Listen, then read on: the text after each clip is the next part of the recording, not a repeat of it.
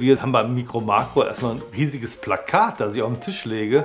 Dann gucke ich, dass ich ordentlich Licht dazu hole und dann muss ich ganz dicht dran rücken. Also gute Augen sind auch ganz gut und dann findet man da in einer riesigen Stadt eine tolle Geschichte. An jeder Stelle ist irgendwas passiert. Insgesamt gibt es 16 verschiedene Fälle, die man eben spielen kann.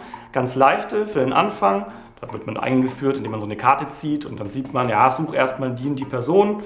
Zum Beispiel ein Mann mit Zylinder und der ist irgendwo im Stadtpark. Und dann kann ich mir genau gucken, wo ist denn überhaupt der Stadtpark und wo ist dieser Mann. Und dann geht es weiter, zieht man die nächste Karte und dann heißt es, ja, wo ist dieser Mann hingegangen? Was war seine nächste Station und was ist ihm dann passiert?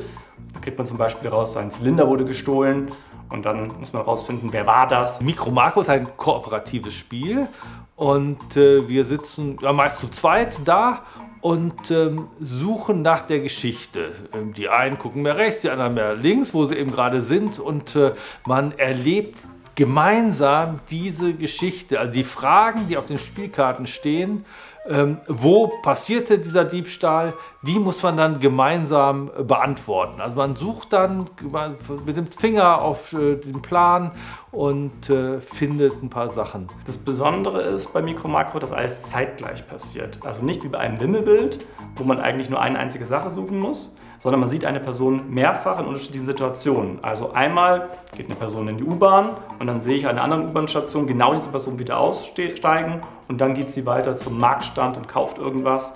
Und das ist sozusagen die Gleichzeitigkeit, die es besonders macht. Und deswegen kann ich eben dann auch irgendwas rückschließen. Wenn ich weiß, am Ort A, am Ort B, am Ort C, dann muss das und das passiert sein. Mikro Makro hat Fälle, die sind für Kinder besser geeignet und Fälle, die vielleicht doch wirklich eher Erwachsene machen. Aber richtig rotes Blut fließt nirgends. Es ist ganz abstrakt gezeichnet, ganz einfach. Es ist ein geniales Kunstwerk, was da erstellt wurde auf diesem Plan.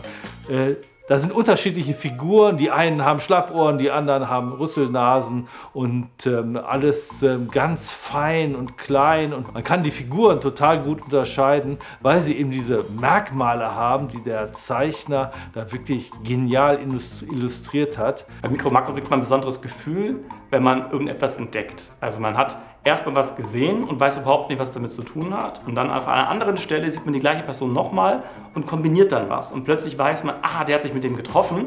Schauen wir doch mal die Person an, mit dem er sich getroffen hat. Und dann geht man weiter und plötzlich fängt das hier im Gehirn an zu spinnen und es kommt eine ganze Geschichte zusammen. Manchmal liegt man richtig, aber manchmal liegt man auch falsch. Aber das ist das Tolle daran, dass man so eine Geschichte erlebt und sich währenddessen auch darüber austauscht und dann am Ende das jede einzelne Stücke zusammennimmt und dann hat man das Ergebnis und freut sich darüber, dass man so eine schöne Geschichte zusammen erlebt hat. Das ist ein völlig neues Spielgefühl und ich glaube, das wird viele Leute begeistern. Das hat gar nichts mehr mit dem zu tun, was man von anderen Spielen kennt, sondern zwar die Spielkarten, die kennt man, aber der ganze Rest, der ist neu und solche Idee, genial. Mikro Makro ist deswegen so besonders, weil es so kurze Regeln hat und trotzdem so viel Spielspaß daraus ziehen kann. Ich kann sehr viele Leute damit ansprechen und ich selber habe auch damit Spaß. Also es spricht so eine breite Masse an, dass man das eigentlich jedem empfehlen kann.